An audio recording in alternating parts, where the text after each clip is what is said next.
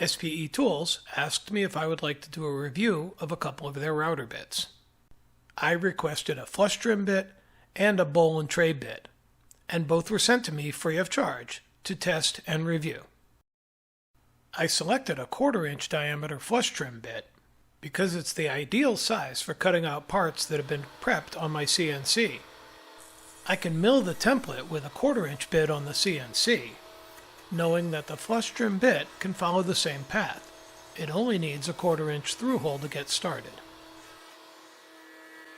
Now the same template and the bit that we used to cut it out can be used to flush trim the parts it was made to do. And while larger diameter bits will always cut more efficiently and cleaner, some designs, like this one, are simply going to require a smaller diameter flush trim bit.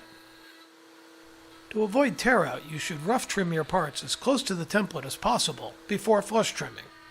But this bit had no issues and there was no tear out, even when it was cutting through material that was wider than its own diameter.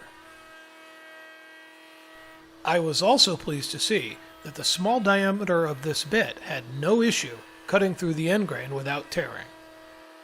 And because this is a compression bit, the spiral under the bearing is shearing down into the material, and the spirals in the body of the bit are shearing up from the bottom.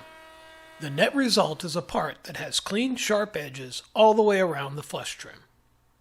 What more could you ask for from a bit? I use bowl and tray or dish carving bits in a lot more projects than you might think, so it was an easy choice for the second bit I wanted to try from SPE Tools. Here I'm using the bit in the CNC to carve an odd-shaped pocket. I'm running a test in a piece of poplar to verify the shape and depth of a pocket for a cheese knife that'll be used in a future cutting board project.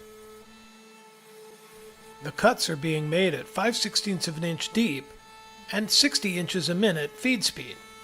The bit, spinning at 12,000 RPM, is having no trouble cutting the stock. I had to run this test several times in order to get the right size and depth of pocket. But this dish cutting bit from SPE Tools handled it perfectly, providing fine cuts consistently, test after test. Not many of us may know about SPE Tools yet, and their catalog may not be the most extensive, but I've been impressed enough so far that I'll be adding more of these tools to my router bit cabinet.